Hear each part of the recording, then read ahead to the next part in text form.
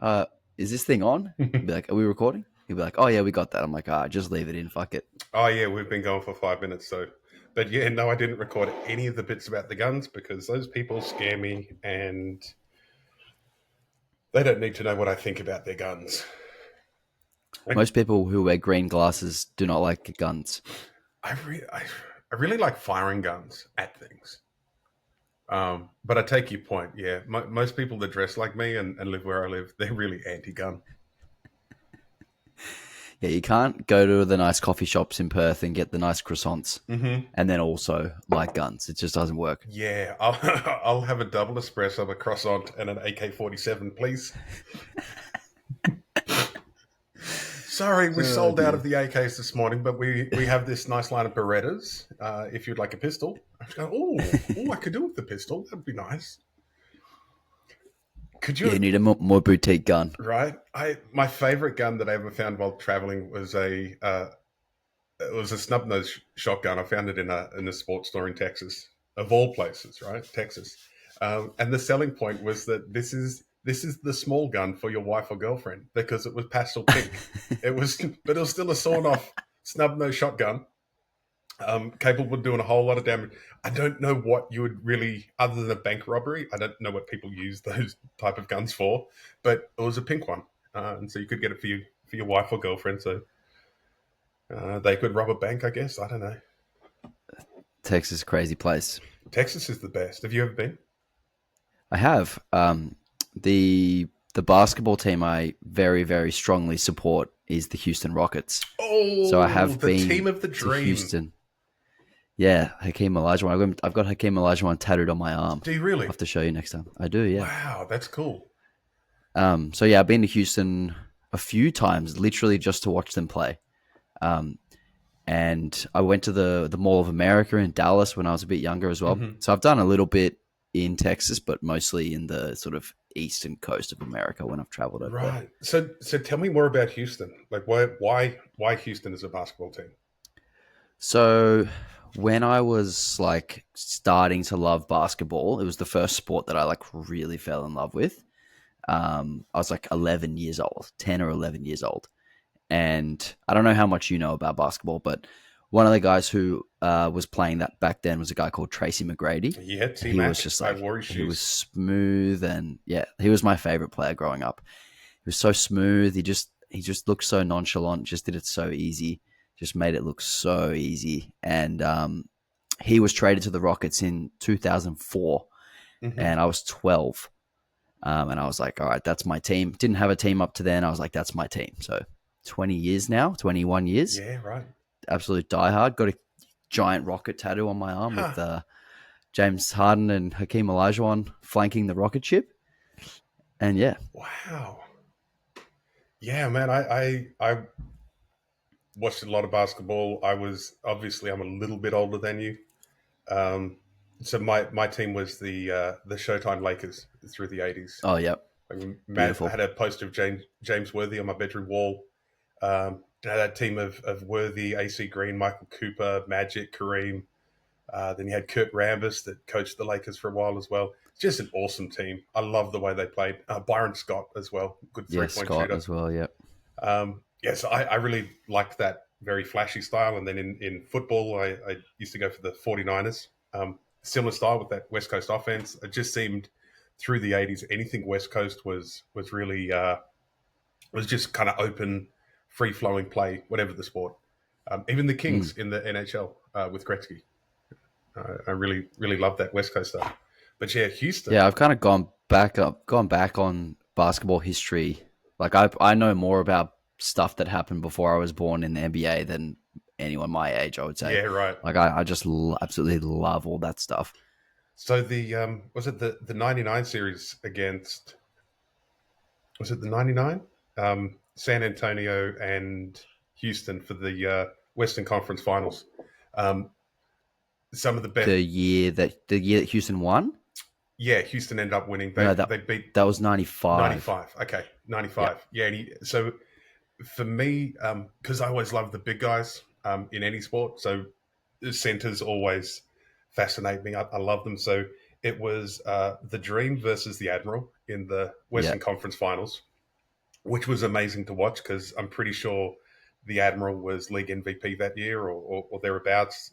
Obviously, he'd That's already right. played in the Dream Team and was best defensive player in the league. And then watching Hakeem Olajuwon, who was incredibly underrated while he was playing. People didn't talk about him that much because there was that. I think that was the era of the center because you had like Ewing, Alonzo Mourning, um, Shaq was just starting, guys like this, and so they took a lot of attention away from people like Hakeem Olajuwon. I just thought he was the smoothest, classiest player that I'd ever seen up until that point. Yeah, so they actually announced the MVP. They used to do it like as the playoffs would go along. They'd announce all the awards, Mm-hmm. and they'd always do the MVP last. So they announced the MVP award at the start of game one of that series, and then Hakeem just took it so personal and just completely Oh torched Robinson. wow! Yeah, and it's like some of the highlights from that clip where he's doing like the dream shake double fake, like the fake pass into the pump fake into the up and under, like just his footwork and timing and the way he sort of used space was just incredible. And you said that Robinson was the best defensive player in the league. It was definitely not him. It was definitely Hakeem. Yeah. Hakeem was just Well, he was he was. fucking awesome. He's still to this day one of the most underrated players all time. Well, he's what And number if you number didn't four play, block shots all time or something like that. no, he's number one by a Oh, number fucking one. mile. I'm really Yeah, sorry. It, I was looking at something the other day, and so he's number one. So and then he's number one by a mile. I think Mutombo number two. Mutombo is number two. Yeah. And so the controversy is that they don't have a lot of stats for Wilt Chamberlain, about half And Russell, and Bill yeah. Russell, about half of Kareem's stats. More like 80% of Kareem's career. Yeah, Yeah. they didn't have steals and blocks. Yep. Wow. Imagine what those numbers. Yeah, I don't know, but yeah, I think Hakeem was. Yeah, like I said, when he was playing, incredibly underrated. Um, but now, I love all these interviews now of the old guard, like Shaq or Ewing or whoever, and they say, "Who was your hardest opponent? Who did you never like playing?" And every one of them says Hakeem Olajuwon. Yeah. I just Well, go, I mean, Shaq has to say that because the Rockets swept Orlando in that finals in '94. yeah, he's like Shaq was just confused by him, just absolutely confused, mesmerized. Yeah. He Yeah, made he's so good. he made baby Shaq look slow and weak, which is Yeah. really hard And to do. the crazy thing about Hakeem is they found him in Nigeria, and he hadn't played basketball yet. He was 15 and he hadn't played basketball yet. He was just a kid playing soccer. No way. And this scout went over there from University of Houston. This scout went over there and saw him. He was there to see someone else. And he said, how old's that guy over there? Is he, he's around 20, right? And he was 14. And they were like, oh, bring him over when he's ready. And they started, getting him into leagues and stuff. So he only started playing when he was 14, 15. Get out. And he just had that footwork from playing soccer. Mm-hmm. I mean, imagine him as a goalie. He would have been an unbelievable goalie. Oh, just put his hand 6'11" with that length put his and arms out, and that he's going to block speed. the whole goal. Yeah. Anyway, yeah. Love Hakeem. Wow. Love the Rockets. Yeah, who else? He had Vernon Maxwell, Clyde Drexler. Yep. Kenny Smith. Kenny Smith. Yeah, that was some good games. Good games. I was always really disappointed when Charles Barkley came over that they didn't get Chuck a ring. Yeah, well, and Pippen as well. Pippen played a season in the Rockets. Yeah, Pippen just spent the year being annoyed by Charles Barkley. Yeah, I'm sure he would be very annoying. But how much more annoying than playing with Rodman all those years? Oh man, I also think Charles Barkley is when we talk about the best power forward of all time, I don't think people give Charles Barkley enough respect for what he did. Yeah, no, he's got no rings. No That's rings. always it. The conversation always dies at that, unfortunately. So yeah, it's Duncan. It's clearly Duncan. You reckon it's Duncan? It has to be Duncan. He's so good. Is that because he plays both ways? I mean, 5 titles, 3 Finals MVPs, probably the best defender of that era, and like was never the stats guy, but his teams were always the best defenses. Mm-hmm. Never flashy, just gave you 25 and 12 every night. You knew what you were getting. So reliable. he was just so good. So I'm gonna chop this up later, and I'm gonna send that to every Kevin Garnett fan out there, and just go, fine, just guys, shut up. It's Yeah, I mean, I don't think it's a conversation of who was more impactful. Like it's Duncan by a lot. Who was more talented might be Garnett. maybe not. Garnett's a slightly better athlete, probably a better shooter from distance. More flashy highlights, like he'll dunk on you, big shot blocking, like from the weak side, big athletic shot blocking. But like the way that Duncan controlled the game, Yeah, with just simplicity, like just dominated the fundamentals, just everything right. He just did everything right. I think I would have Karl Malone ahead of KG. I would have a tough time having either of them ahead of Dirk and Oh, Giannis. yeah, no, I don't. Do you watch the NBA at the Yeah, I moment? do. I don't rate Giannis at all. I mean, 2 MVPs, got a Defensive Player of the Yeah, I Year, know. I don't rate won a him. title. Yeah, He's just compared to those other guys, I get a little bit old at that point and just go, yeah. yeah. Like put him, It's definitely a different yeah. style. If he was guarded by um, any of those other guys, and he scored his points on people like Oakley or Barkley or KG, then I'd go, yeah, okay, he's that good. But I don't think there's enough really good power forwards or defensive power forwards that give him trouble. So I'm like, Yeah, just the way that big the athletic NBA dudes is that can't now, be touched.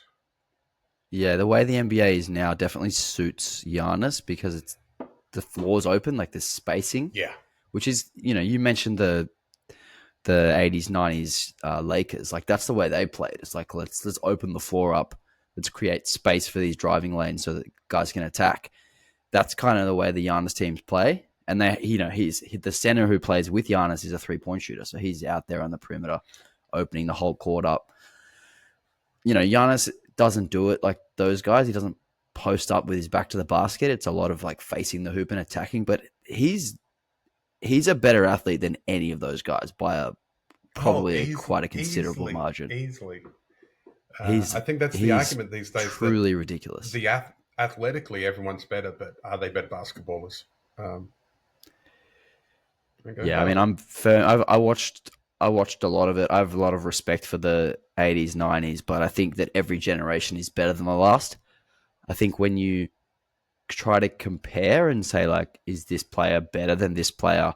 You have to look at what they did against their own competition rather than trying to say what would this guy do against these guys, because it's all just a different game. Yeah, It's completely changed. those hypotheticals, they're fun, aren't they? To go, how would this person go in this era? You're like, I don't know. Does that mean we need to have the Michael Jordan versus LeBron debate? Because we might be here for 5 hours. I'll cancel my clients this afternoon. There we go. Where do you fall on MJ versus LeBron? Hang on, I've dropped my pen. I probably don't need it. So the way I look at it is like a it's going to totality of. It's going to be a long answer. You're wrong. Just wrong. It's a quick answer. It's 2 letters. The way I look at it is like a totality of skill and impact. And I think LeBron does more things well. So I think he's actually the better player. But who's the better competitor? Who's the better winner? It's hard to go past.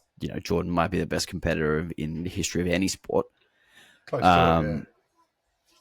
Like I think it's 1A, 1B. I don't have an issue with anyone putting Jordan ahead of LeBron. Like I can respect that argument. When I would have an issue with is when people say, "Oh, Jordan doesn't even touch LeBron," or vice versa. When people put their guys so far above the other one that it's like that there's actually separation there. When in reality it's so close that at this point people have made their minds up, and no argument's going to change someone's opinion on this. It's like religious camps. It's like I can give you all of the information that you want about this particular person's policies and whatever. You've already decided who you're going to vote for. Like none of this stuff matters. It's so split that I think it's LeBron, but I think it's very close. Yeah. So what is it? Religion, politics, and now we put nutrition and who's the greatest NBA player. We just put all these things in conversations you don't bring Yeah. up at dinner parties. Topics to Yeah, avoid. keto versus vegan, Jordan versus LeBron, liberal versus conservative. That's it. I do like watching the debate get played out online. I never join in. I'm very firm on who I think is the greatest of all time. So I just don't bother joining in the debate because they're all awesome, and every one of them is more like each other than they are like me. So Yes. there's that. Have you But I seen that always thing? I That's funny you always say like that. it Have you? when someone goes, "Hey, Bill Russell, if you're going to bring up Yeah, champions," I mean, I'm like, "Oh, good point. Okay." Like, see, that's the thing. It's like, oh, okay, well, Jordan won more rings. Okay, well, Robert Horry won more rings yeah, than Jordan. big shot Bob. It's like, what are we doing here? Yeah. Steve Kerr's got 5 rings. He's got more than LeBron. Like, does that make him? Steve Kerr's got more rings than Steph Curry. Does that make him better? Absolutely not. No. So that the Bill Russell one is always funny when someone brings it up. And Yeah, then the easier retort to that is there was 8 teams in the league for the first fucking 6 of them. There was 17 good players in the NBA, and 11 of them, and 12 of them were they were all together in Boston. That's just the way it worked out. No salary cap. Right? No, just keep paying them, keep running them back. That's why I always love it when a small market team gets up and has a good run. Have you seen the current finals? The final starts tomorrow. Yeah. It's Indiana and Oklahoma, which is awesome Yeah. for the league. I mean, maybe not for the finances of the league, but it's awesome for the parity of the league. Yeah, it's nice to see that after like how badly Seattle finished and the whole thing of OKC that's a fucking mess. leaving Seattle or whatever. It's nice to see them have the success because I thought that team they had a number of years ago with what was it? Harden was sixth man. You had Westbrook, Serge Ibaka, Steven Adams, Durant, KD, of course. That should have been a championship side, and they managed to screw it up. So it's nice to see this generation not screwing it up. That Harden trade is just an abominable. It's so bad. Like Houston completely fleeced them. Yeah. Mate, I need to have a quick bathroom break, and this is probably going to be one of about 5, so just bear with me. All right, I'm going to talk about him while he's away, and just be really mean about it. So these water cuts by the lightweight guys, yeah, they are annoying, but I'm going to put it on pause for a second, and we'll pick this up when he gets back. Some in powerlifting who I could talk basketball with like that, so it's a good start. Oh, really? Well, I mean... That is an excellent start. So tell me more. Like, why did you stop playing basketball? Why did you get out of it? So I kept playing while I was powerlifting. So I started lifting for rugby. I was an outside back, as you can tell by my face and hair. That's why you get the accolades, man, on Instagram. I was an outside back, and I was playing first 15 when I was in year 10. So I was small, probably like 65, 68 kilos, like pretty little. The coach was like, you need to put on some size over the next couple of years. I moved from the wing to the centers, so I had to put on some size there. And that's kind of where I started lifting. Lifting for me was always performance-based. It was always like, let's get your push press up so that you can fend better in footy. Let's get your front squat up so that you can, drive through your tackles better. It was always performance-based. And then it kind of like took a little sidetrack into some bodybuilding stuff for a little bit when I was like 18, 19. But basketball was the constant. Like I was much better at basketball than I was at rugby. I started playing at a younger age, and I continued playing until my daughter was born. I was still playing socially, but I gave it up like properly competitively when I started properly competitively powerlifting, like when I did my first nationals. I tried to do both. Okay. I was playing like 3-4 nights a week, training, playing on the weekend, then competing, and then like in powerlifting, it was a bit tough to manage the knees. Mostly like squatting and jumping and landing was difficult. And when you powerlift, you slowly gain weight over time, slowly gain muscle over time, which makes it hard to run up and down a lot. Um, and the goals were a little bit too conflicting. It was hard to get stronger Right. at the rate that my friends were getting stronger while also playing basketball. And then it was also hard to perform in basketball at the same way that my friends were whilst also doing powerlifting. So it was ended up being, which one can I see myself doing for longer at a higher level? And that was powerlifting. And I still miss playing. Like, I wish I could go back and play now.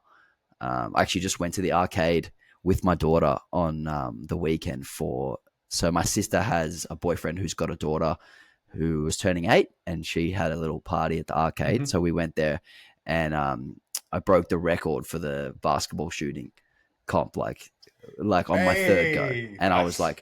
I was like scooping with one hand and then scooping with the other hand. I was literally doing like left hand, right hand, left hand.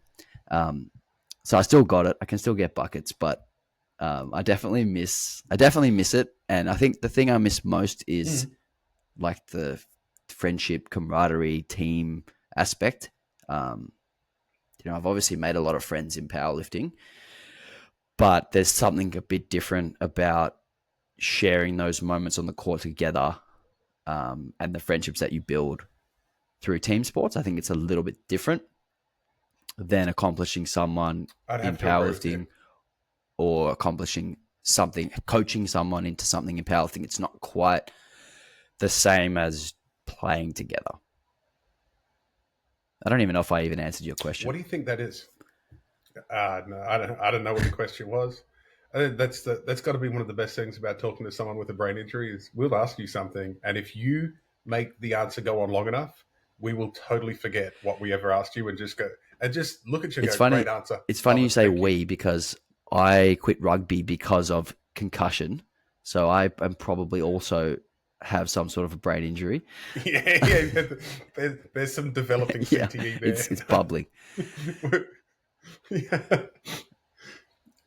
Just if there's any OTs out there in the powerlifting community, just test Alex every time you see him in a comp. Just monitor him over the next few years.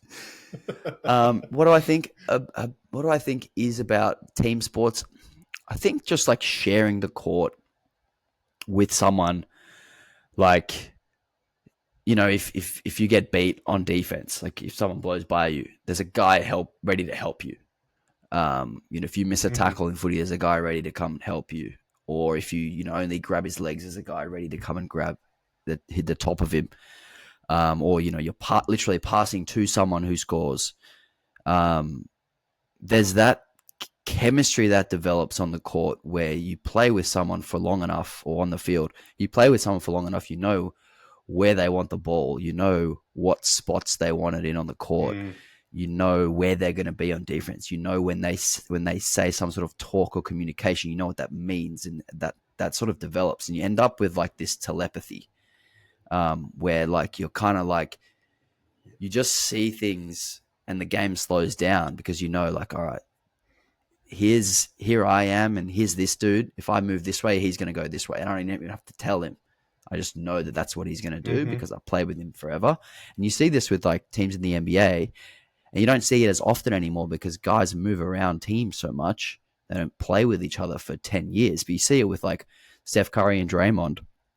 Been playing together for, I don't know, 11 or 12 years now. And they just read each other's signals and read each other's body language. And like they make stuff happen without even saying a word. And that kind of relationship and chemistry that you develop in a team sports situation, it can't really happen in powerlifting. Like there's just no real sort of mechanism for it to occur. There's not really the space for it, is there? I love that you bring that up.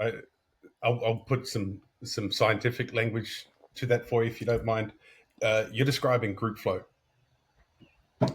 And I think that's the major attraction long term for team sports, is that they're fundamentally predisposed to having group flow experiences, and we know that if we're in a group flow experience, and you can get it from a bunch of different places, but we, especially in Australia, we tend to find it in sports because it's easier.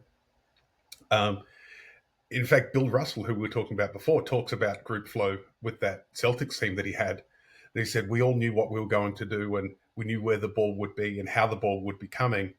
And it would happen exactly that way. And we all knew it would happen exactly that way, as long as we didn't say that was going to happen, that it just had to be done. And we all did it. And it just, you have to almost let it happen. And so what they just let it happen. Can't force it.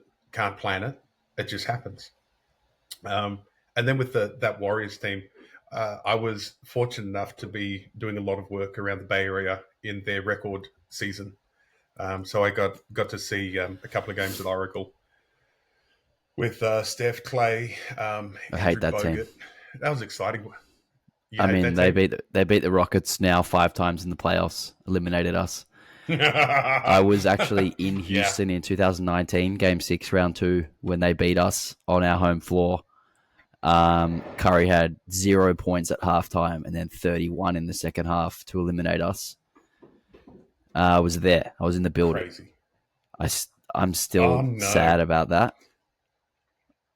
I was honestly so sad. It's like, how sad was it? Because like I know the perspective of the Warriors fan. I've never heard the Houston fan for that series before. It was 2-2, and then we went back to Golden State for Game 5. I was actually at Golden State. I was actually at that game as well. So I was at Game 5 too. I was probably one of about 4 Rockets fans in the whole building. And in all the games, we were there or thereabouts. We were, one little run away from winning. And Game 6, where we lost the series, we were actually leading by 8-12 most of the game. It was kind of seesawing back from 8-12, 8-12. And there was a few times where we had opportunities to blow the doors off them. There was one play where I think it was Gerald Green missed a corner 3, a wide open corner 3, which would have put us up by 15. There was another play where we had an alley-oop dunk that was mishandled and went out of bounds again, which would have put us up at 14, 15. And those little moments just kept the Warriors in it, and you can't do that against such a good team. Curry and Clay, they just pounce on it. And it was one of those fuck, I can't believe we didn't put the foot on the throat and keep the foot on the throat when the opportunity was there. And you can't expect a great team like that to just roll over and die. You have to fucking kill them. And we weren't able to do it. And it's just it's one of those times where you I wish the team that I supported had the guys on it who had that mentality. But James Harden's a pretty passive dude. He's just he's a pretty nonchalant kind of guy. And a couple of other guys on the team, pretty nonchalant guys. But then you're going up against Draymond, who literally wants to kill you every single possession. Mm-hmm. And you can't, you have to almost match that energy. And I was very sad. Oh, wow. Yeah, I'll go back to what I was going to say about that Warriors side. The amount of group flow is crazy watching those guys. They're just doing... And the ones that I liked the most was I still had David Lee. It was his last season, and Andre Iguodala, and they were the biggest beneficiaries. When obviously, it's the game looks very different when you can see the whole court running, and the way the so-called lesser players could create space especially for Steph and set up opportunities for him. Was really crazy because Steph doesn't move like anyone else in the league. He doesn't go where you think he's going to go. He doesn't cut the way everyone else cuts. He just does it all really differently, and it's almost chaotic, but beautiful chaos. And the way those guys could move off the ball to accommodate that's what I really liked.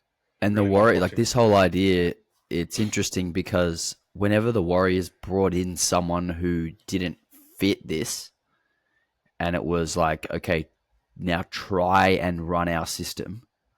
And like you just said, if you tell someone to run this system, doesn't happen. You have to actually have the instincts, and it has to come naturally. There's a couple of guys who have come into play for them recently. Kelly Oubre, a couple of seasons ago, he's just not that kind of player. Even Jonathan Kuminga, their young guy who they've been trying to develop, he's not that kind of instinctual player. He's just more of a like, I want the ball, get out of my way type of dude, and doesn't suit that. Yeah. Doesn't suit that style, Yeah. and that's why Kevin Yeah. Durant fit in so seamlessly, because he's very much an opportunist. He's not a guy you run a lot of plays for. He's not a guy who dribbles the air out of the ball. He's just a, oh, you're here, oh, you're there. Okay, I'll move into that open space and I'll just make this shot. And he's very efficient with the way that with when he needs the ball. And if that was another superstar who got 30 points a game, it's very unlikely that they would fit into that motion and movement and instinctual play, because they need the ball for 15 seconds in the shot clock, not half a second. Yep. Oh, cool, I'm open, shoot. I'm going to shoot that. Done. Yeah. Wow, that's really cool. This is nice finding out that that you love basketball as much as you do, because like you, I don't really get to talk to powerlifters about it. Yeah, I love basketball, man. Base, baseball and basketball, I could talk about for hours. Go back through stats and old players. It's great. I was thinking, I can even go, if you want, we can go back to Moses Malone. Yeah, I love The Moses. Rockets. Yeah, and I think, that was the initial interest in big men in the NBA for me was Moses Malone and Robert Parrish, because I love Kareem, but Kareem's just like nobody, and nobody since. Or maybe Durant a little bit. Maybe he's a slow Durant, perhaps. But big, bruising, massive, strong guys like Moses Malone. I was like, oh wow, so there's a place for the big guy in basketball. And I thought Moses was brilliant and still remains, I think, the most underrated. Yeah, him and Hakeem have kind of like fallen away in those sort of top 10 lists that you see new younger people make. Like, oh, he's the top 10 players of all time. It's like, those guys should be maybe not in the top 10 anymore, but very close. And it's interesting when you look at like a top 10 all time, how many big guys are actually in there. Like you got Wilt, you got Shaq, you got Russell, Hakeem, Duncan. Like that's 6 already. It's very it's very interesting. Where do you think the Joker's going to land? Oh man, he's already top 20. He is so fucking unbelievable. He would be so good on the Warriors. Like talking about instincts and movement and just like move around him and he'll just make something happen. His passing at the Warriors would be a easy his touch, I mean defensively he's pretty awful, but offensively he is like no one else. It's like if you combined Dirk with Arvydas Sabonis, you mash them two together. Right, yeah. Like, are we talking about Sabonis, young Sabonis playing in the Olympics, or are we talking about old Sabonis? Not old Sabonis, because he was like unable to move, but he was still effective. But yeah, we're talking young Sabonis, that kind of size and passing and instincts with the Dirk's touch and Dirk's sort of like jump shot and his movement. Mm-hmm. Yeah, Jokic is ridiculous. I saw a little while ago putting together an NBA, a non-American NBA, best NBA side of all time, or currently best, or whatever. And I was like, that's kind of cool. So it was basically the best Europeans. And Luka, Manu, Hakeem, Jokic. Who am I forgetting? Tony Parker. Good team. Dirk. Giannis. That'd be a great team. I'd put them up against anybody. Yeah. Imagine Giannis and Joker on offense together. Well, it would work on defense too, because Jokic is all right at just like taking up space. But they're both just going to. Well, yeah, but Giannis can cover so much more ground and sort of make up for Jokic's weaknesses. The final score, they're going to put up 140 points. They're going to give up 120, but they'll score 140. And Giannis's will be 90%. Well, they are anyway. Right already. Yeah, I think actually maybe then playing with the Joker, they'll be 90% alley-oop dunks, going up from his current 75%. Oh damn! I wonder if that was like watching Giannis in his MVP seasons. Well, like I've just got a few images of him on fast breaks, like jumping from the 3 point line and just hovering over five people and dunking. Do you reckon it was like that for Manute Bol when he came into the league and there was no goaltending? Well, goaltending was outlawed much before that. There was goaltending was gone in like the 50s. So that was they made that for which They made century? it for Wilt, Because but I'm pretty sure it was while Wilt was in college. They were like, no, this is ridiculous. and there's a I know Marcos Markopoulos brings him up from time to time. There was another big center that used to get in trouble for shot blocking, and possibly that the rule was in response to him as well. I think it would have probably been Wilt because Wilt or maybe George Gervin, one of those Gervin guys. was a guard. You mean George Gervin, Murison? who was the? See, That's yeah, the but see, one. he played Yeah. in the 80s and 90s, so he's not old enough. No, it's not him then. There's a George something, and I Oh, will George remember it Mikan. once we finish the Yeah, yeah. Mikan. That's the one. Yeah, I can see the black and white photo with Him with the the glasses, glasses yep. and all that. I Yeah, I've never seen any footage of him I playing. don't know if there is any video footage. It's probably just photographs. It's like Did they? played in Did the they have? 40s. I don't think they had Yeah, video you know, back he then. played in the 40s. It's a long time ago. Yeah, Forties, like was it? late 40s 40s, or early 50s? 50s. Mm. Oh, so he probably played for what is it? They were Yeah, he played Minneapolis for the back then. Minneapolis Lakers. Yeah, Minneapolis that's it. Lakers. You ever seen Of, Basketball? With of the guys course. from South Park? Yeah, that opening sequence when they go. So the Minneapolis Lakers moved to LA where there are no lakes, and the New Orleans Jazz moved to Utah where they don't allow music, and just tracking all the team Yeah, the changes Jazz over the one is years. crazy. They really need to change the team name of the Jazz. Right? Yeah. Where are you from? Utah. Are you allowed to play jazz music there? No, We don't no, actually have we any don't do black people jazz, here. but we are the Jazz. The only black people are the guys on the basketball team. Yeah, right. And we managed to get rid of that French guy a few years Yeah. back. Pushed him out. Uh, yeah, so those team changes over the years, they've fascinated me, especially in baseball with the naming of them, which are just completely wrong. But anyway, that's a different story. Going back to let's talk about this basketball powerlifting Yep. crossover. What made you decide powerlifting then? You go, I'm getting more enjoyment, or I'm better at it, or what was it? Because it sounds like basketball's a big passion. Yeah, basketball's a big passion. I played at a high level, a very high level, but I'm only 5'9". So to get to where I was actually like a difficult thing to even get to at my size. And it Mm. was pretty much going to be impossible for me to go to the next level. So I played in it was called the ABA at the time. It's now called NBL 1, which is the league below the Right. NBL. So like one step below the NBL. Um, Mm-hmm. Wow, and that's cool. getting That's really up cool. to the NBL or like playing in Europe or something like that would have been like actually impossible. Um, Especially if I was trying to do it alongside powerlifting. And then when I Mm-hmm. found powerlifting, it was a lot more objective and a lot more straightforward and measurable to know whether things were getting better.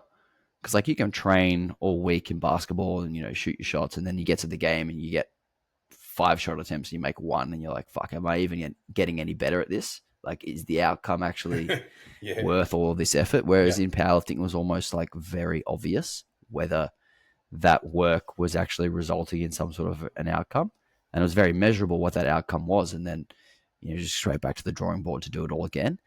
But I think Mm-hmm. the biggest reason was the my career and my job became fitness. Um, I think I said to you at the start that it started off as a performance thing for me for playing rugby, but then it kind of Mm-hmm. developed into learning about it all. And like I was the guy who was on YouTube, um, till 2 a.m. trying to learn about nutrition and trying to learn about different training exercises and reading up on Elite FTS and bodybuilding.com and all that kind of stuff, and reading Eric Helms' articles and all that stuff. Oh wow, Eric Helms! I haven't heard that name. He's in a long still time. pumping it out. Is he now? He's awesome. Yeah, so it was very quickly.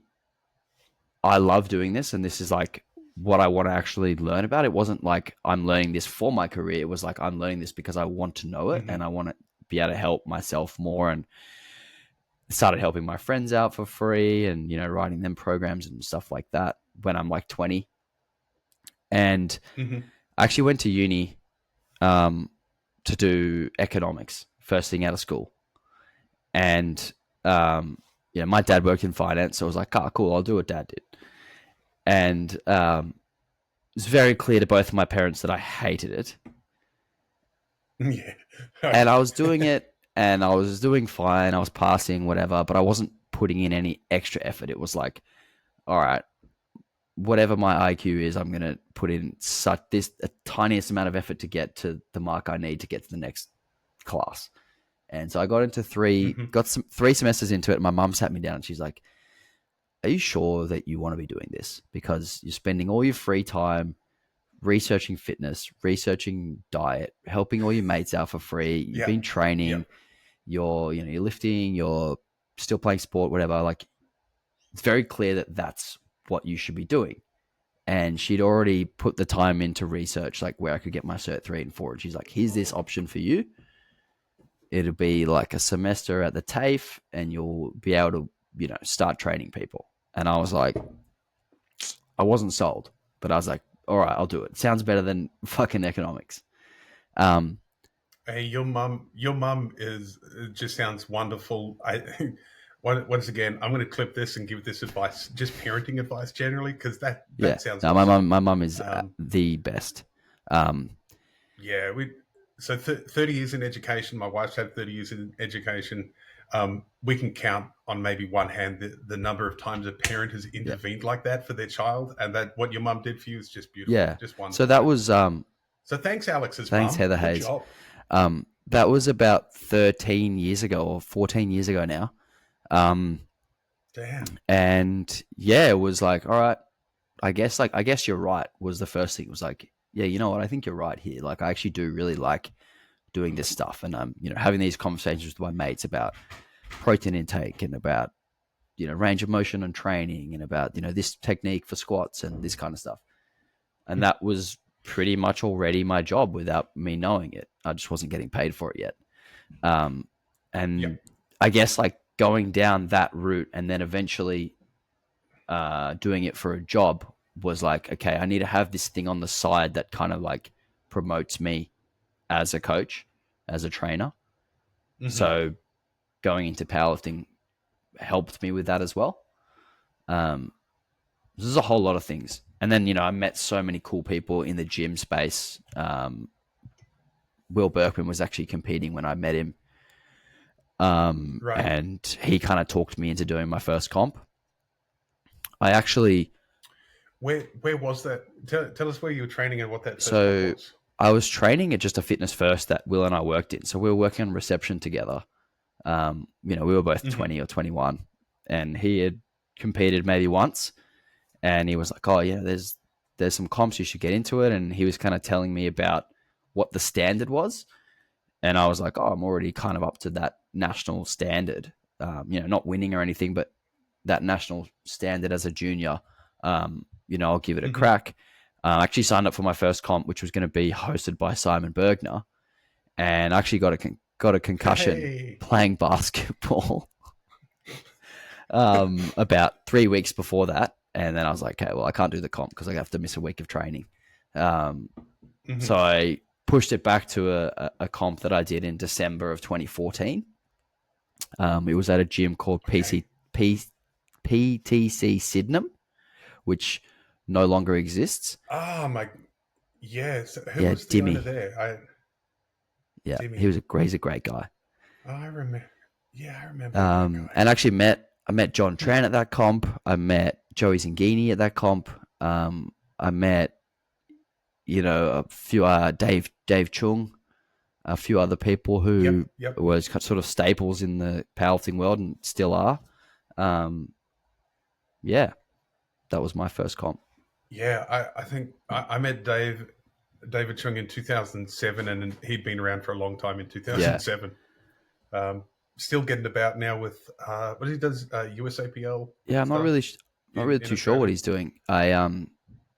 It's funny. I actually trained at the PCYC that he worked at. Um, Oh, yeah, I that North trained Sydney there one. for a while, but I wasn't powerlifting then. I was So just lifting. where Dominic Cadden also trained. Yes. And I remember one day on a Saturday, I was there training biceps because that's what we did on Saturdays Mm-hmm. um, before we went out. And there was a powerlifting Of comp on. course. And I'd never seen a powerlifting comp. This was about 2012. And Right. wasn't really paying any attention because it was like on in the hall in the back, like away from the gym area. Mm-hmm. And I just heard all this noise. It was like people screaming and yelling. And I was like, oh, and I'll peek into the room. And there was this really big dude. He would have been your size, like 160 plus kilos. Blood pressure through the absolute roof. His face was so red because he had his equipped suit on and his wraps on. And he was waddling to the Uh-huh. platform before he would. And I didn't know this at the time, but he was about to time out. And that's why everyone was yelling. Because they were like, hurry up, get on the platform. Because he was about to time out. Yeah, And then I yeah, peeked right, around and I right. watched him do his squat, and he did not get it.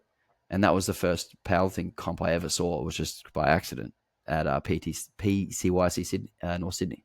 CYC Sydney. Wow, okay. I wonder who that was. Yeah, I've honestly no Do idea. you No don't know who idea. that Not a was, do you? clue. That'd be fascinating. Fascinating.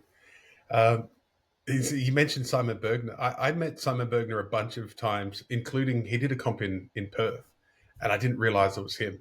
Simon harassed me for several years about coaching, and I'd always tell him no, I didn't really want to. Um, that's my actually over the years that's been my typical answer in response to "Will you coach me?" I tend to go, "Yeah, Why is no, that? I don't want to." Um, I form very quick impressions of people, and I generally know where a person needs to be in their life or their belief system before they'd be able to accept my way of doing things. So I just tell them no. And if they ask 4 or 5 times, I go, "Oh, you're probably ready now. You're serious." So then I'll train them. Yeah, I remember when you coached Um, him actually, because I was quite mm, close with him then, and he was competing very frequently.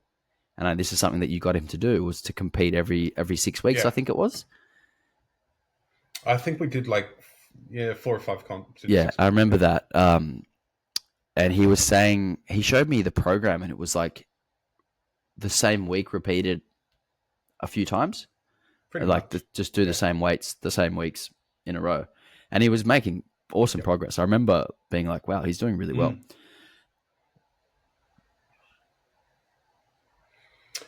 Yeah. He did. He just didn't like the system. He liked the results. He literally PR'd everything, comp after comp after comp, because like Simon was a classic example that um, like I have 9 areas that I'll work through people with and we'll have chats about when they're ready to be coached. And Simon's area was not strength or movement skill or any of those things. It was, how do I put it together on the day? And so we'll go, well, it just seems like the best way for you to get better at powerlifting is just do a whole bunch of powerlifting comps. Um, and it did, it worked. He got Mm. really good at competing and he could actually realize his potential on the platform. I picked that up from hanging out with Swedes and Finns for a long time. Marcus Hervinen, who was a great bench presser at under 125 and under 120, won world bench press quite a few times, set world records, and politely, he looked like a grown up version of the fat kid from Hey Dad. There was nothing that special about him. I'm like, dude, how do you do this? And he said, "Oh, one time I did 20 competitions in a year." Yeah, that's like what Argota I'm does like, now.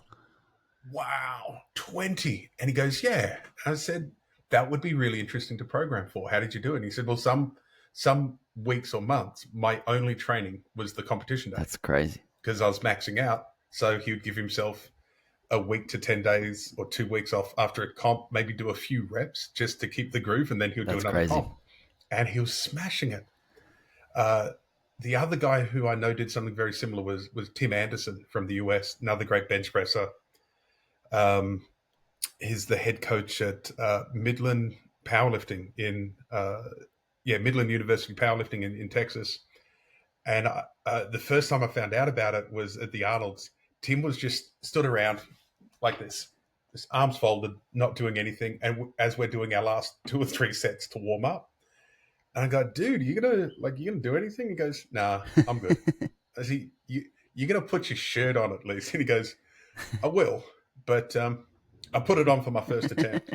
I'm like, oh, dude, what are you doing? And he goes, it's all right. I did this thing a while back where I put my shirt on every single week for a year and did lots of comps because I just don't need to put my shirt on in the warm-ups anymore. He goes, I don't bother. That's amazing. And he went 3 for 3, won the 105. I need another bathroom break. No. Give me a moment. All right, all right. See you soon. Oh, the old bathroom breaks. I'll see if I can get him to tell a story about JP Couchy and water loading when he gets back. We'll see how we go.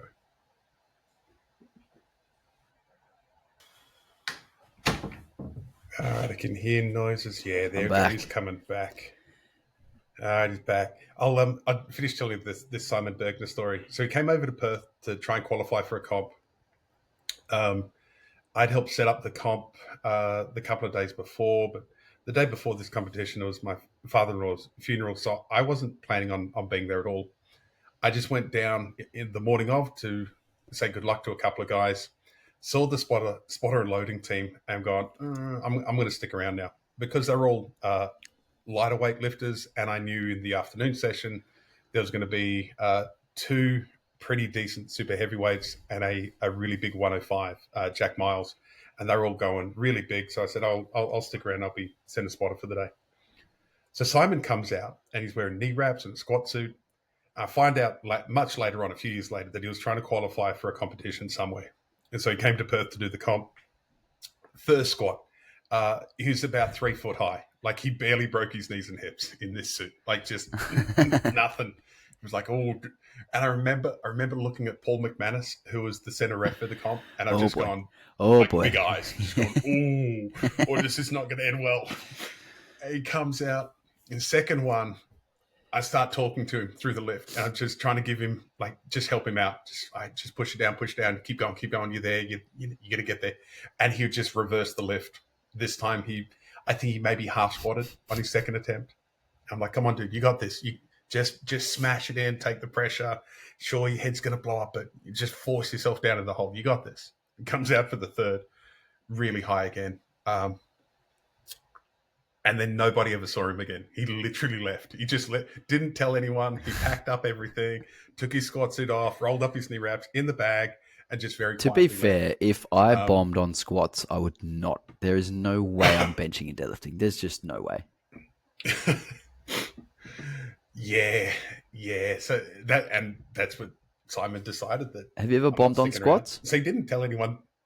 Oh yeah, on squat. My first comp. Oh, that's right. I remember you telling yeah. Berkman and I, you bombed on squat, and then you bombed on bench, and then you bombed on deadlift 3 meets in a row. First 3. Yeah. First 3 meets. Yeah.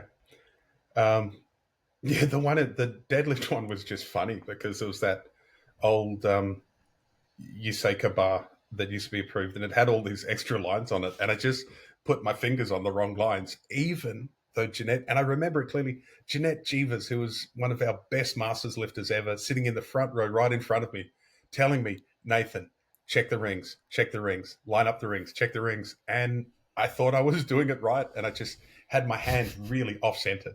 And so, went to pull my opener, twisted, I swore. Honey Smith was there. He told me off. He said, don't you swear. And I go, sorry. Didn't mean to. And then I just couldn't pull the second or third attempt. It's like, shit, man, I really suck at this game. And that was, so my third comp was Commonwealth Champs in New Zealand. You were so close to getting a total. So close. I was so close. And then, the second comp, ASADA was there. What are they called now? Sports Integrity Australia, and they wanted to test me. And I remember being on the phone with Peter Koitka going, "Man, these motherfuckers want to test I me, didn't even even get a though I just total. bombed. What? I didn't even total like I did my squats and deadlifts anyway, and I did all right. But why the fuck did they want to test me for? Who do they think I am?" And then I realized who they thought I was. And I got tested a lot over the next sort of 5 or 6 years after that. Uh, but yeah, that was really interesting. Going bomb, bomb, bomb, and then I think I set the Australian bench press record about 10 or 12 times in a row after that. Like I never bombed. I just got really good at making lifts, no matter what. And I say this to people quite Yeah. often, like particularly talented young lifters, when they come in and they don't want to compete right away. And I say to them, like, you are going to make mistakes in your first few comps. It's inevitable. No one is perfect. Like you can try really hard in training to do all the right things to minimize your chance of making mistakes, but you're going to make a couple mistakes. It's much better to make those mistakes when the stakes are lower and there's nothing there's nothing on the line, than when you're strong enough to win nationals, but maybe it's your third comp instead of your eighth comp. And now you haven't won nationals because you made a mistake that you wouldn't have made if you'd done a few more comps. Like the strength is one thing, but having the actual experience and the sort of like being on the platform for minutes, it matters. Like it's not just the reps you do in training, it's the reps you do on the platform that matter. Oh, totally. And because of course, back in those days, there was pretty much no coaching anywhere. Or if you had a coach, it was because you were part of a club and you actually trained at the same place at the same time as your coach, like Military Powerlifting or Southern or one of those places, or Melbourne Uni. So all the information I gleaned about powerlifting was from reading Louis Simmons articles on Westside Barbell or articles by a bunch of different powerlifters on Elite Fitness Systems. And then every now and then I would email somebody. So if somebody was dumb enough to put their email address at the bottom of an article on the internet, I would send them an email. Just go, "Hey, I'm Nathan. How you doing? Do you want to chat? Can you tell me about powerlifting?" And I met a lot of really cool people that way. Everyone was incredibly generous. But for me, going to a comp, whatever comp was available, and they just happened to be the first 3 comps that were available to me, it was like, okay, I've got all this information. I think I might have an idea about how this works, but I need to test it out to find out if I'm even close. And so the mistakes that I made in all of those competitions, I never ever made again. And they formed the foundation of a lot of the stuff that I do even now. But I just think that whole thing of not being ego protective and going, you know what, I could win. Like I could have won nationals if I had have got any squad in at all. Then I win that year. And that would, blew everyone out of the water anyway, that what I was even attempting, because I'd come from Karratha. I'd been training a long time without ever being able to do a comp. But yeah, like this whole idea, I don't want to lift until I'm good. It's like, no one does. But go and finish 4th. Go and finish mid-pack. Just go and have at it and realize and like divorce yourself from this thinking that you're actually competing with someone else, that somebody else's strength affects your strength. That's a huge one. Because that was the big bit that I took away from it, that all these other people can be as strong as they want, and that doesn't affect how strong I am. So I can go and cheer for them, I can learn from them, I can be friends with them, I can celebrate how strong they are, and then come out afterwards and go, look at me. And I think you would have seen that at Mega Nats with a lot of the junior boys in the same class. They'll get around each other. Like the 83s was particularly awesome. Very healthy. The guy who deadlifted for the win to beat, to tie the guy who was in first at that point and win on body weight, they like had a full on embrace afterwards. They were like, mate, awesome lifting, well done. They both went 9 for 9. They both did pretty much just about what they could have. One of them was slightly better on the day, and that was it. And it was like really cool to see that. I say this to people all the time. Powerlifting is not a sport like rugby or basketball where you're fighting over one ball or you can push someone out of the way to win that play. It really is your turn, my turn. And your turn doesn't affect my turn. My turn doesn't affect your turn. And the kilos that I the kilos that I make don't take away from the kilos that you can make. It's like there's not finite kilos. We can all have as many as of them as we want. And the training is even more so. Like when people get, thrown off path by seeing what their competitors do in training, it's always interesting to me. It's like, oh, this guy did 300 today. That means I have to do this. It's like, no, it doesn't mean you have to do that at all. It doesn't mean that in the slightest. And people make bad decisions because of what other people are doing when, it's not the same thing. In basketball, like if I see someone who I'm going to defend, they like to go left, I'm going to force them to their right. That's different. That's completely different because I'm impacting what they can do. It's not like you're going to their gym and putting talc in the chalk bowl when they go and do their deadlifts. It's like that would be the same thing. You could do that if you want, but obviously not going to do that. But yeah. Please don't do that. Something you said there, just before sparked a question in my head. You mentioned no one back then had coaches.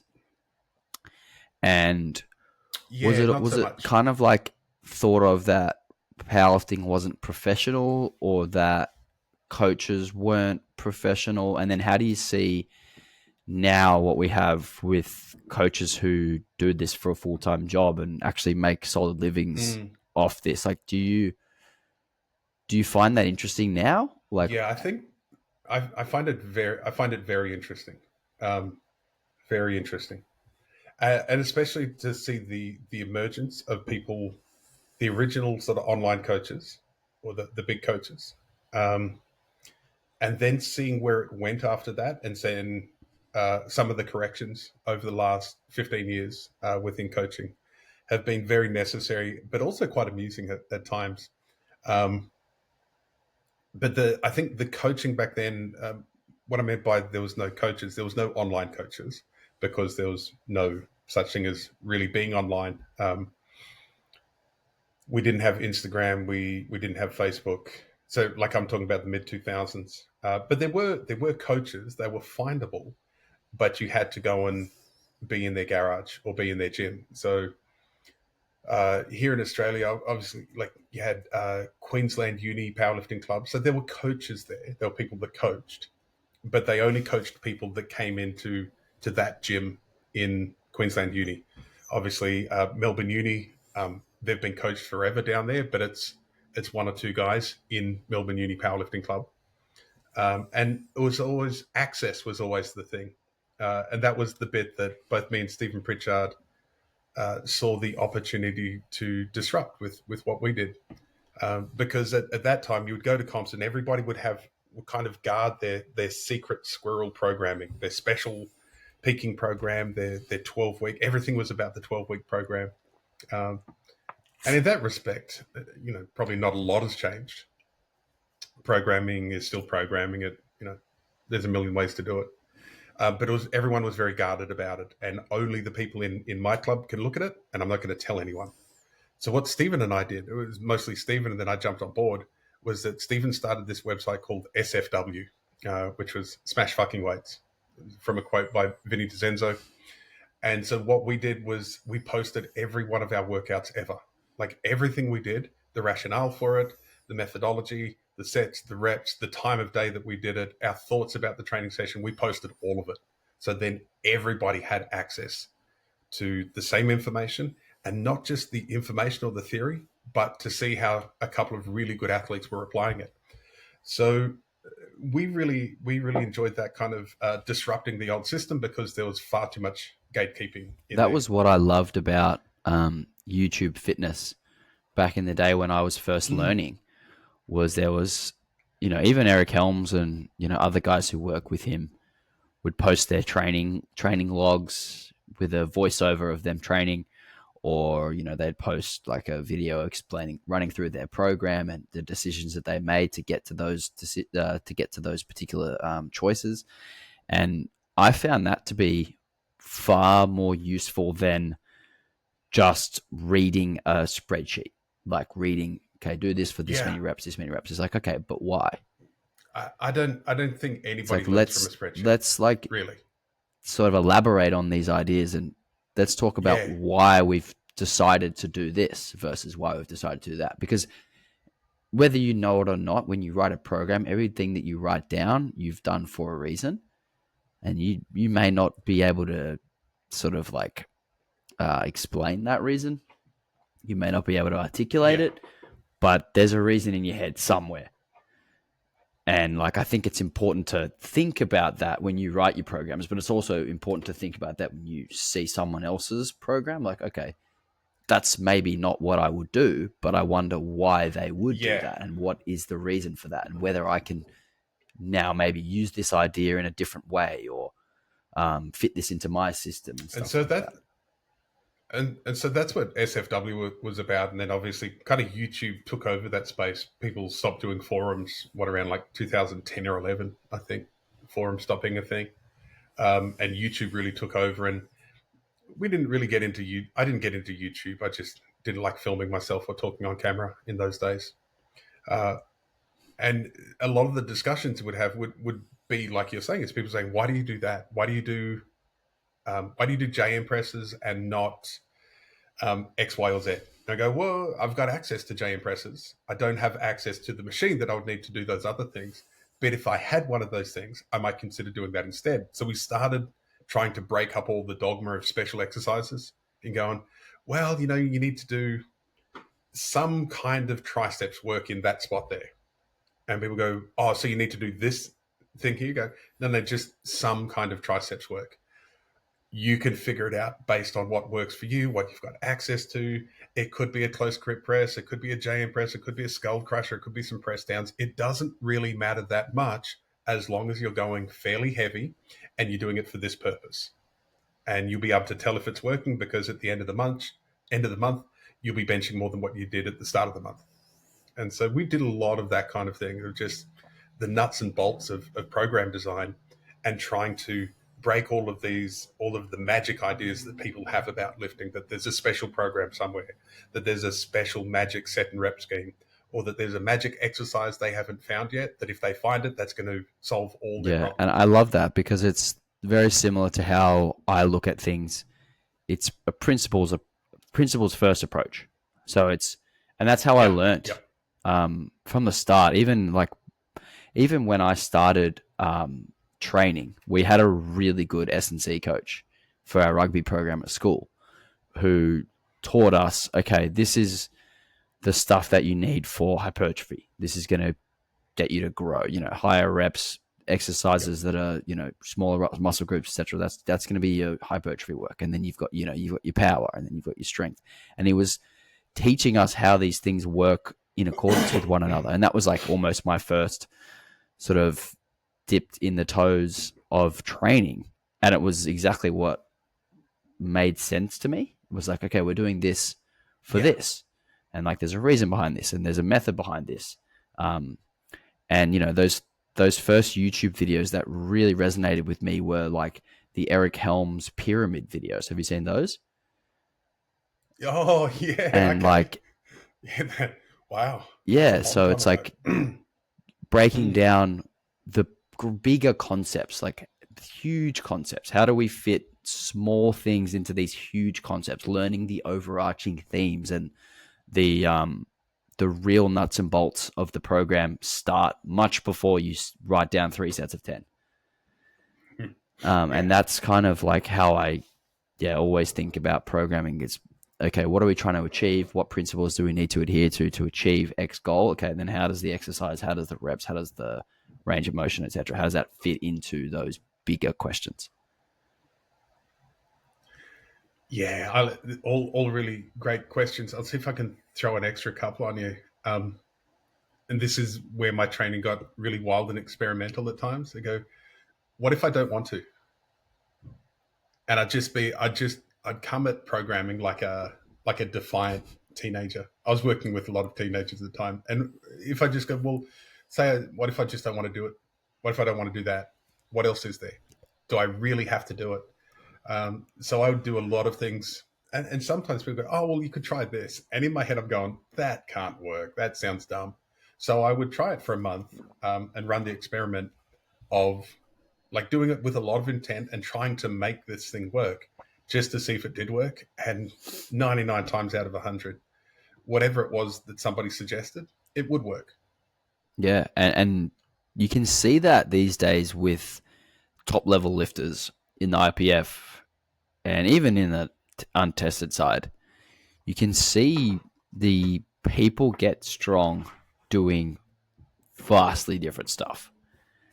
And that doesn't mean that those particular athletes have found the secret sauce that works for them. It's more that more things work for more people than you would think. It's way more that. Yeah. You remember Dylan Hellriegel a few years back? Big Perth lifter. So I would often be in the gym when he was training. I'm going to out him a little bit on this. He didn't really do his program as prescribed. He would. It was hilarious. Is Thomas a listener? I doubt it, but I hope somebody sends it to him. And so I'd be in the gym with Dan Macri. We'd just be sort of mucking about trying to get Daniel up to like a 700 kilo yoke. It still might happen. And so we'd watch Dylan train and try and just be helpful older super heavyweights that steering him in the right direction. And he would look at what he'd have left for the day and he just goes, "Yeah, I'm not doing that." And we go, "Do you tell Thomas you don't do it?" He goes, "No, doesn't need to know. He can keep programming." So he would just literally pick and choose. And that's when, so somebody would come and go, "Hey, what about Dylan Hellriegel? I heard he does this, this, and this." And I go, "Do you realize that if Dylan breathes enough during the day, he'll get slightly stronger?" Yeah, it's crazy. Like the range of possibilities for somebody who is predisposed to strength and to putting on size. I think if Dylan took a really, really deep breath of air, his abs would pop out a little bit further, or he would grow some muscle in his chest. I just think the Earth's atmosphere is. Yeah, he's the kind of guy who would drink a couple schooners at the pub and grow biceps on that side. Yeah, right. I just think that the dude won the genetic lottery when he was born, and obviously he works very hard, and he's had a lot of very good guidance over the years. But I think in terms of him, what did he squat 1,000, deadlifted 900 in the same competition? First time anybody did that. I think he may have got there a little bit quicker and ahead of schedule because he had some good coaching, but he would have got there no matter what. He could have kept on doing the weird bodybuilding shit that he does, and he would have got there. He's just a big, strong dude, and so I think that what I've taken from watching guys like Dylan and there's been a bunch of others is that as long as you're kind of hitting this general area, then you're going to. That's kind of the way. And that's the way that I look at. That's the way I look at training for most people, not even just genetically elite. Is that there's this. So if we think about it, like we're shooting at like a dartboard, and we've got like the most productive training is the bullseye, and then as you go out from that, it's less and less productive. I think that there's like a big square near the bullseye that if you're anywhere in that range, you're doing things enough to move forward. Yeah, you know that triple score line? I think anywhere in there, you're pretty elite. If you in fact, if you hit the dartboard more often than you miss, you're gonna get better. Effort and time are unbeaten. If you try hard for forever, you're going to be awesome. That no matter what it is you do, business, sport, fucking podcasting, anything, you're going to be awesome at it. If you do put in enough reps for long enough time and you genuinely try really hard, you're going to go further than most people. And I feel like that there's this idea at the moment. I don't know how much you keep up with like modern programming ideas, but there's this idea in sort of modern programming for powerlifting that there's something called a golden microcycle, which is basically like the optimal week for the person. And I fucking hate the word optimal because it's meaningless. But I feel like it's just missing for the forest for the trees, because what you're trying to do is get someone stronger over years and years and years. You're not trying to get the best performance out of them on a week-to-week basis. Those two things aren't the same thing. And I think, going back to the idea earlier that there is a range of things that can work, and anywhere in this productive zone that we just spoke about will work and will be effective. why are we trying to find the thing that's the quote unquote best in a given week? Like, how do we even measure whether something that's good is that good in a given week? I Yeah. feel like I've probably not articulated that amazingly, but I feel like there's so much more than just finding the best week of training possible. Yep. 100% agree with you. 100% agree. I think it's still this what are the golden optimal or the optimal, or we're going to get levels of optimal pretty soon. Like somebody's going to come through like this is Platinum, the Deca platinum Micro certified platinum optimal. level of yeah. If you go back to 80s bodybuilding magazines, there was a version of that in Flex magazine in 1989. There was a version of that in whatever Bob Hoffman's magazine was, Muscle and Strength or Muscular Development back in the 1950s. They were still pumping something out like that. The marketing around fitness has always been, there is something that you're not doing that I know about that I will sell you. And we still have this idea because that's where, like it or not, all strength coaches, we've come from bodybuilding. That's our culture. If we go back far enough, we find Eugene Sandow and all of those guys around, the late 1800s, early 1900s. We all grew out of that. So we all have this similar paradigm of sales. And because that's what it is we're trying to sell this belief that there's somehow something that no one else has discovered before that I've got. And if you give me enough money, I'm going to tell you how to do it. And you're going to be the best ever. And I don't think it's malicious. I just think it's our culture. We do it and coaches will do this as well. Like they're trying to, like, almost, what's the word I'm looking for? Like, not coerce, but like convince their client that they're trying to find the best thing for that person. And I think, I don't know, I just think it's a little bit short-sighted. I think there's just too many factors at play to know whether something is the best or not. Like, if we were in a lab and maybe if we were in the Bulgarian weightlifting camp and we all lived under the same roof, slept for 15 hours a day and did D-ball between meals.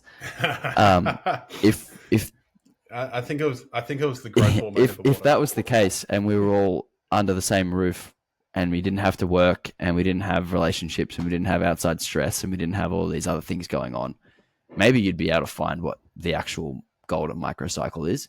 But with all these, other external factors, like, I think it's a little bit of a lost cause. Yeah, what is the saying you said before? Forest and trees. Missing the forest and the trees. Yeah, that one. And the other thing is, like, it doesn't take into effect the second order principle, which is that something that occurs before may have an impact on the next thing. So if you just run the same microcycle over and over again, maybe the thing that you've done in the 3 blocks prior to that's actually caused the effect, and now you're just seeing the results of that effect with this new microcycle. So maybe what you've got is like a microcycle which shows performance very well, but not one that builds strength very well. So, you might have these two conflicting ideas in that respect. I just thought of a funny story. I won't name anybody involved in this. I don't think any of them are still involved in the sport, but I find it to be a hilarious story nonetheless because I gained out of it. So it was a fairly a top lifter that would compete internationally from time to time, had a few Australian records, and he was very loyal to the coach that he'd grown up with, and didn't like spending time away from that coach and thought they were doing the wrong thing if they ever went anywhere else. However, anytime they had a really big, important comp coming up, they would come see us about 6 weeks out, maybe 10 weeks out and go, hey, can we work on this together? I'm like, yeah, as long as your other coach is happy with it, I'm fine to work with you. And so they would go, yeah, my coach is happy with it, which they never were. The coach was an extremely jealous person and they didn't like anyone else coming in, but they would tolerate it. And so every single time I worked with this person, all I ever did was convince them to take a holiday overseas where they couldn't train for a week. And then they would come back and they would hit gym PBs week after week after week. And I'd just remove things from them. I'd take their toys away from them. And they'd go, I don't think I'm training enough. And I go, yeah, maybe not. But I think you trained enough in the last 6 months to cover this month. And so all I was ever doing with them was removing volume so they could actually realize the gains that they'd already made. And so it made me look like an absolute genius. And I tell them all the time, I say, man, I just think you overtrain, and all I'm doing is reducing the level of overtraining for you. I'm not really doing anything for you. But they liked me because they would win and set records when they did it that way. And that's... So I would always try and convince them. I said, "Why, let's just keep training like this all the time. Why do you go back to it?" He goes, and this was the one that stuck with me. He said, "Nathan, I don't think I've exhausted all avenues of overtraining." But that's the thing, though. Like, he was training with his coach, and the training that he was doing was productive, but he just needed to relax a little bit to get that top end strength to actually show up. Yeah. So, like, you can just needed to pull back just a little bit. And you can be training through this fatigue and accumulating fatigue and doing a lot of workload, and you don't feel strong in that moment. But that doesn't mean that training that you're doing isn't pushing you forward in the long term as well. Like, that's the other thing. Is like, you can be buried in fatigue, and maybe your top sets aren't going great, and you feel a bit weaker at the top end. But then all you need is one block of, slightly lower volumes and slightly higher intensities, and then all of a sudden you're at your best. I think that's a little underrated these days. Just having those kind of like building phases and then realizing phases. I think that's a little underrated these days. Yeah, we spoke about this with a few people that, and at the moment, always with people a little bit older than me that have a decade or two more experience that I have. There's no this, one older than you game. who's still in powerlifting, Baxter. I hang out with M3s all the time now. They're so much fun. They make me feel young. You're not an M3? Not an M3, bastard. I've still never done a masters competition in my life. That was one thing I never got to do. Never competed as a master. Only ever as an open. So we'll see how this 10-year comeback goes. See where I am. I started as a junior, and I'm hoping to keep going until M3. That's my plan. So I was hanging out with some of the best M3s of all time over in Norway. And what we kind of concluded, or what we see, is the block programming that people call now. And I did write a little bit of a post about correcting people's language around block design. What's a mesocycle? What's a micro? What's a macro? Macro is never a month. That's always a mesocycle. And so we literally, most of the program that I see is just meso, ad nauseum. And all of them, if I was to be 100% honest, they're all peaking programs. It's all a 4-week peak, which as a business model is fantastic, because month to month, the athlete has some indicator that they've got a little bit stronger. They go, I PR'd this. The slightly dishonest bit, I think, comes out with the changing of RPEs, because sometimes, an RPE 8 compared to an RPE 10, and then we're doing predicted ones. You're going, did you really get stronger or not? I'm not so sure about that. But in terms of keeping people engaged, I think it's a really great way to keep somebody engaged in the process and keep them coming back for more. However, yeah, it's all right. So what I would love to see in terms of programming is once people get through that initial phase of where you're going to hit PRs month after month after month, is to have the confidence to actually plan a proper mesocycle. Is to go, let's look at you. What's an aspect of your lifting game that's going to take 3 to 6 months to develop? And we're actually going to hang out and we're going to do some boring work. And it's going to look maybe, or sometimes feel like there's not progress, because that lack of apparent progress is a huge element in getting stronger when we're looking at 10, 20, I agree. 30 years. Give me a sec. All right. See you in a second.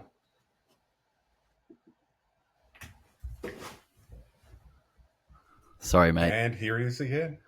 I'm going to ask you some really mechanistic type questions about the water cut in a second, but I was going to just finish off on the programming side of things.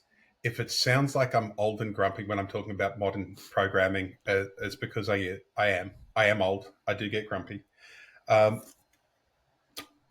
But I was thinking in terms of what I see as marketing posts, like on Instagram. They're going, oh, I did this. I wrote this program for my client, and they got stronger. And I'm like, and I'm looking at going, none of the reasons that this coach is giving is why that person really got stronger. I look through it, I go, all I'm seeing is that person trained consistently for 6 weeks and they got stronger. That's the way it should be. You just gave them something that kept them interested for 6 weeks. It's not, you haven't given them any magic exercises. It's not a magic set and rep. You've just been able to give the athlete a delicious enough meal that they go, oh, this is going to keep me interested. I'll do this. And so that's why I think a lot of programming is really, as long as we're following those kind of curiosities and staying with what the athlete, what sparks that kind of joy and excitement in an athlete, we're going to be fine. And so in that regard, you can program just about anything. This is me speaking to young coaches now. It's okay. You can program almost anything. They're going to get stronger. The bit that is going to keep them engaged long-term is how well you talk with them and how well you communicate and what kind of relationship you build with the athlete. It's not because you've got the killer programming or you've developed an algorithm or you have a special spreadsheet. That doesn't keep people around for any longer than 6 months. You as an individual and the way you relate to the lifter and the relationship you guys build together, that's what keeps people around for 5, 10, 15 years. That, but also seeking to learn the psychology of each person and trying to differentiate people from one another. And, okay, how do I give this person feedback compared to this other person? How do I, write the notes in their plan different to this other person? Because I got meathead teenagers who I can literally write on their program, let's fucking go. And then, exactly, I'll do it all. Exactly right. And they'll run through a fucking brick wall. And then I've got, it's like animal from the Muppets. Yeah, and then I've got other people who, I need to be a little bit more sensitive with my words, or I need to, maybe coddle them a bit more, or maybe, hear them out a little bit more and listen instead of talking. But that doesn't come without that period of trying to understand where someone's at and where they're at in their journey, what they want out of this, what actually fires them up, what gets them going, what kind of ticks them along. Because if you really pay attention to what someone says to you, you can figure out very quickly what you need to say back to them. As long as you've got good emotional intelligence and a decent understanding of psychology and stuff. But or you're just and not really what differs in the coaching between the individual, a lot of it.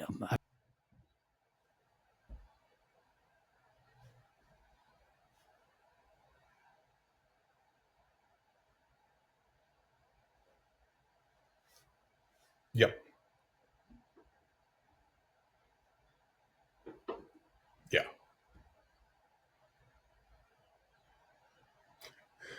Yeah. Yeah. Yeah.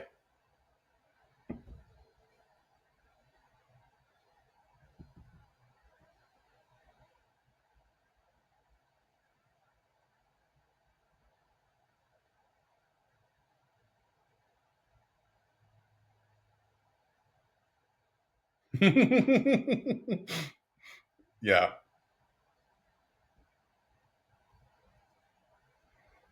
Yep.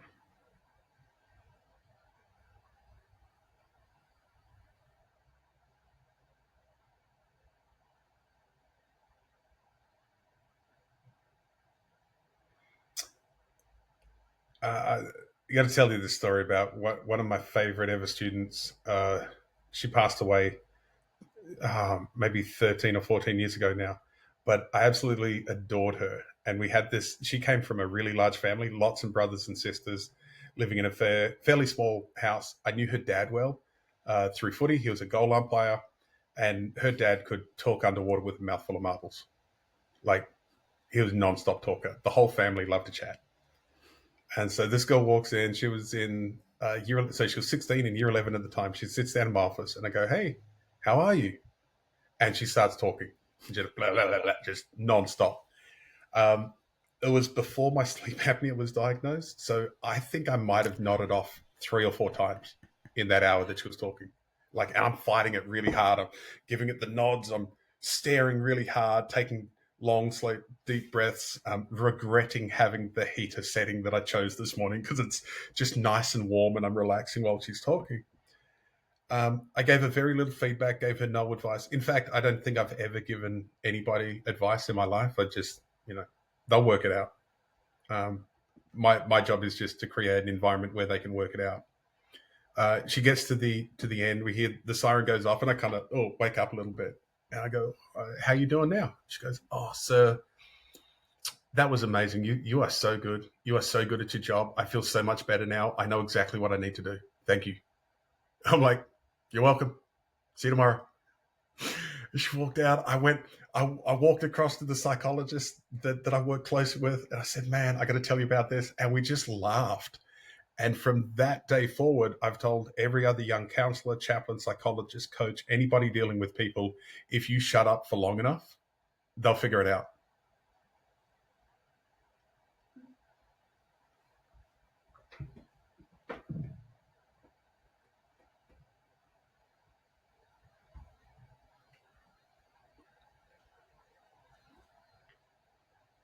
Yeah. Yep.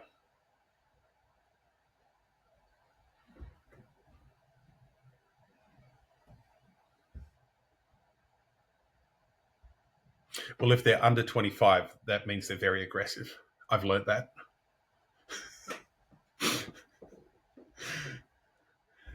19 and 16.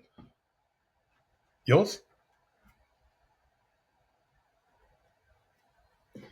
Oh, so much fun. So much fun at that age.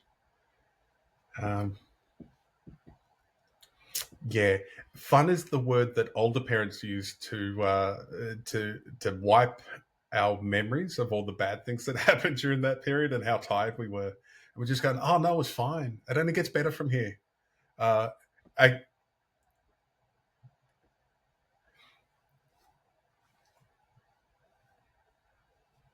isn't that just the best?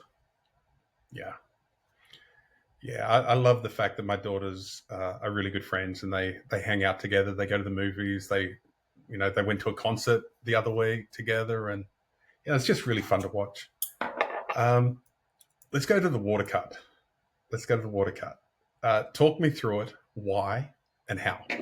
Firstly, start with why.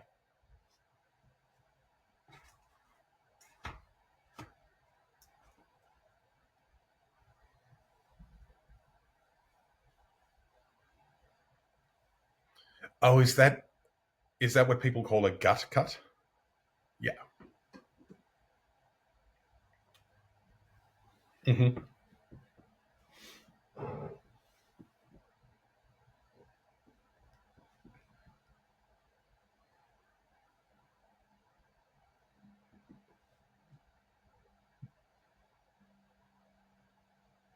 Mm-hmm.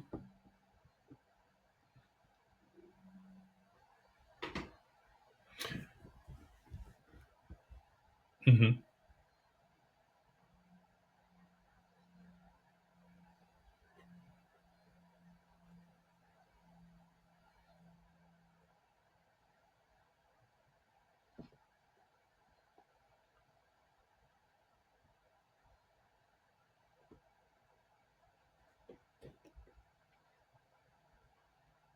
Mm-hmm.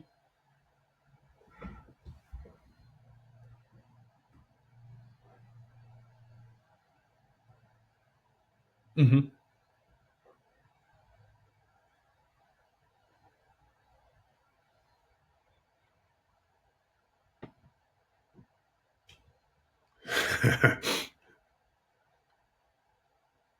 85. How weird. Mm-hmm.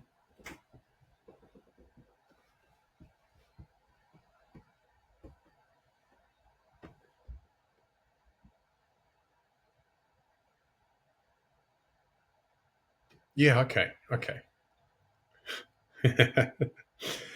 I was hoping you'd mention the name. Tell me, what's the most impressive cut you've ever seen?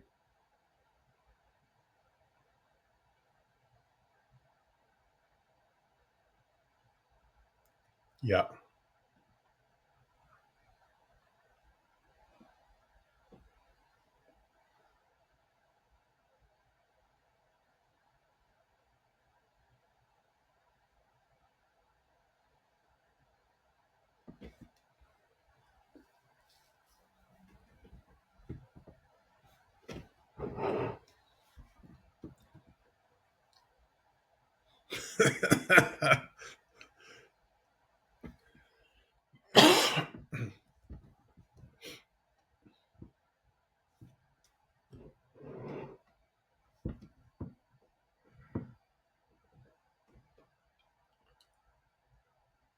Wow.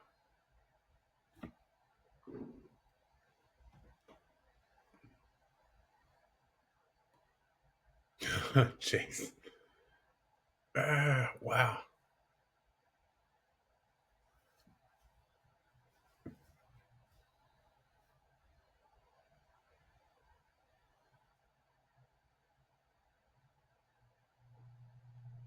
Hmm.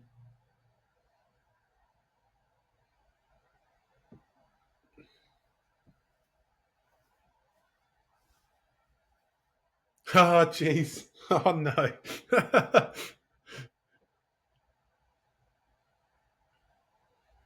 Hmm.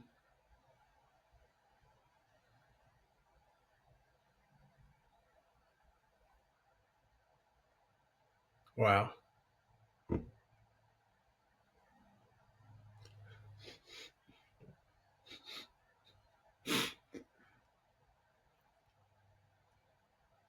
Wow.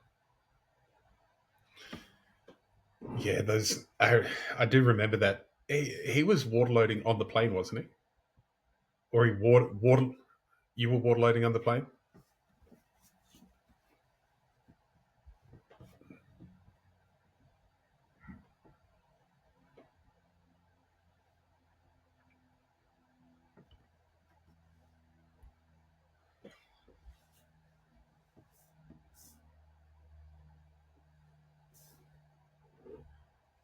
Oh, okay. And they're like, we don't carry that much water on board.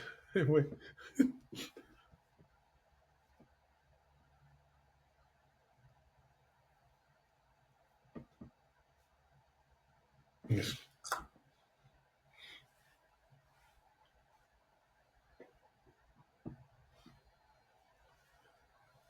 Wow. That's hectic. Absolutely hectic. Like I said, never done it. Never thought about doing it. Never needed to do it. And glad I never did.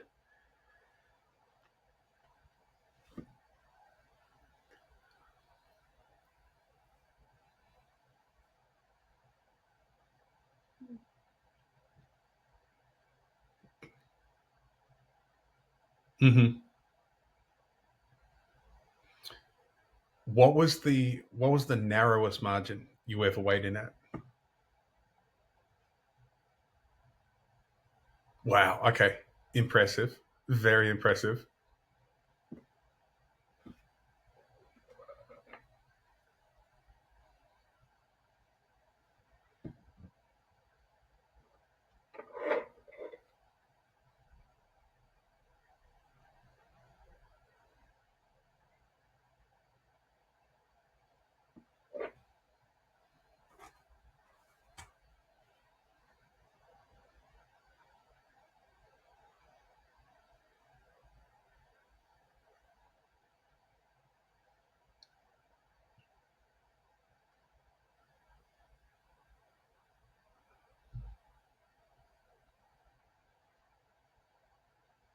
Hmm.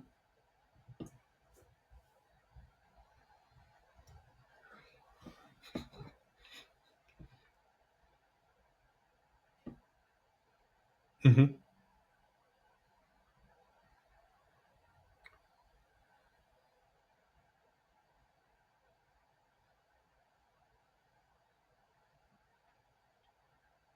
Mm-hmm.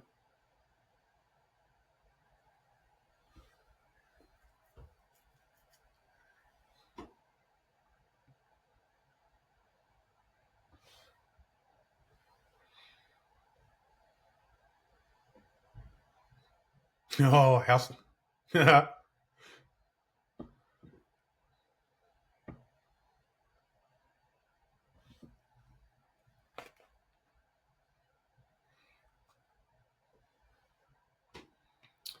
Yeah, I've only ever seen it like a couple of times that when refereeing at Worlds, somebody comes in, weighs over, and I just give them the same. I look at them the same time. I go, "Oh, I'll see you in half an hour.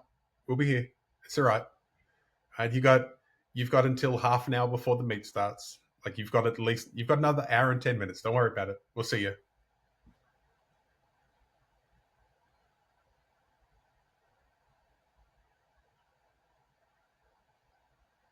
Mm-hmm.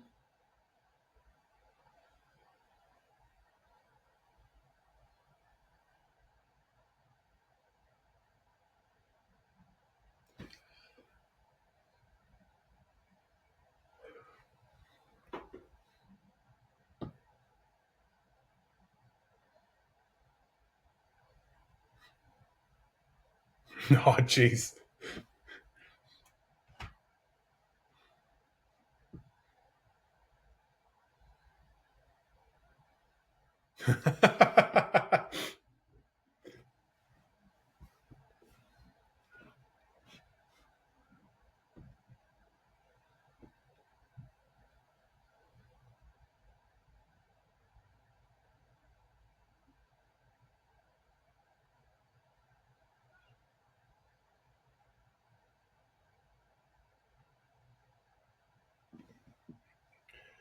Oh, wow.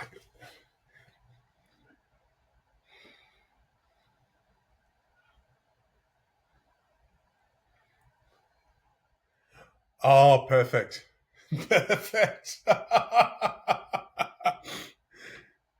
Oh, yeah, I can't. Yeah, those weigh-ins, they're interesting, especially with the scales that don't actually kind of ever come to a rest. They're always moving slightly, and so there's been a more than one time at a big championship where I'm trying to look for the lowest number that's flicking up anytime, and I'll tell the person, all right, breathe, breathe out, hold still, and get off.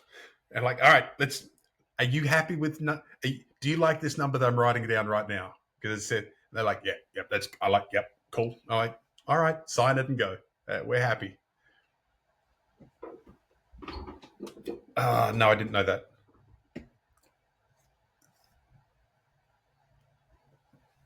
Mm-hmm.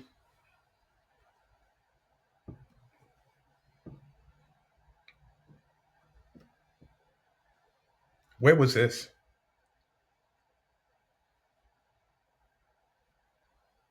So it would have been that Arrow Hotel. Yep, yep.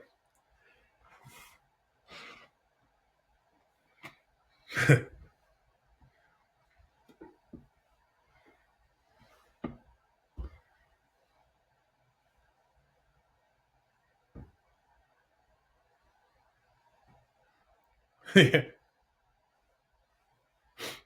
Oh, really? Oh, that's nice. That's nice. Um, I know that comp. The person that was meant to be helping me didn't turn up. Yeah, that was frustrating. So you might.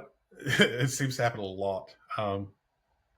We, I actually, uh, I actually really care about how people get weighed in because I understand that, especially for you guys trying to make weight and you just want something really consistent, and everybody doing the same thing. It really gets on my nerves if I'm refereeing now at a world competition and somebody walks in without a passport or they need to check what their openers are. Um, by the end of, especially if we're weighing in like two flights at the same time, when you're getting towards the end of flight two and somebody walks in without a passport, and you walk in and go, okay, passport, and they go, I don't have it, and you go, oh, will you fuck off?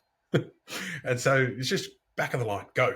And then I kind of get shitty about it. So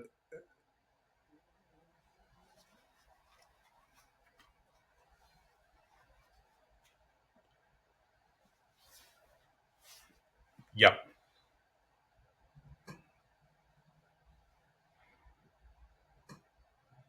Yeah. No, you're open. Back of the line.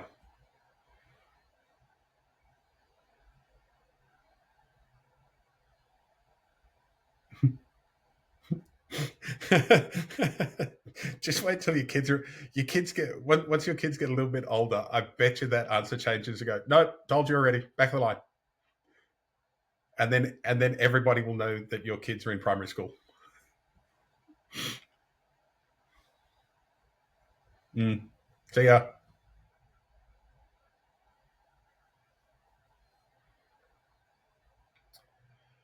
Yeah, maybe. Yeah, I don't know. Yeah, I don't know. I think I'm pretty lenient anyway, so I'm lenient on some things and pretty mean with others. Mostly, I'm mean about weigh-ins. I don't know why. I think it's probably, but yeah, and maybe because there's a spreadsheet in front of me, so I get into research mode and go, all right, come on, we've got a job to do. We need to fill all these boxes. We need to put everything in order. Everything needs to go in the right box. Let's go. Come on. What's mm.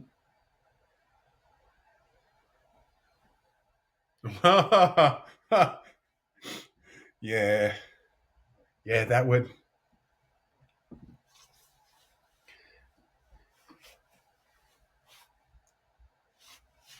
You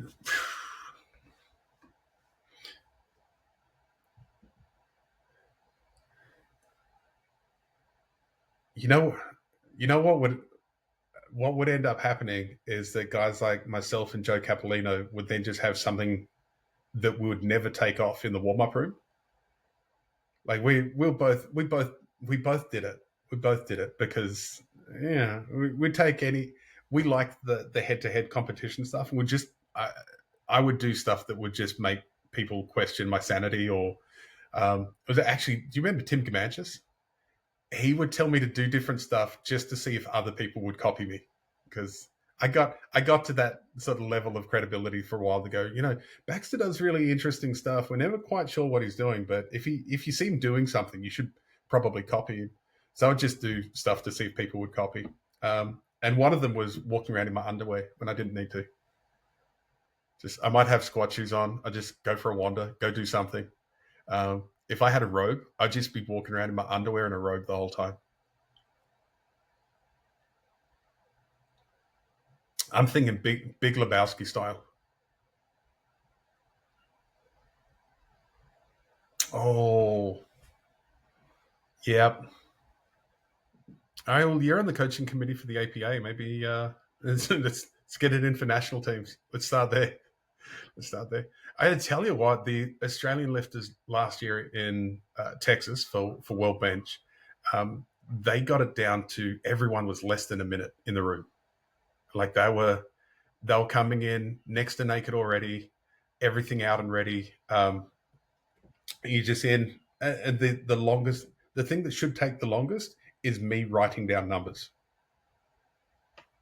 That's it. It's how quickly you can write is how quickly you can get someone in and out. And yeah, these Aussie guys, they took it to the next level, to the point where other referees would comment to me how cool it is to weigh in Australians.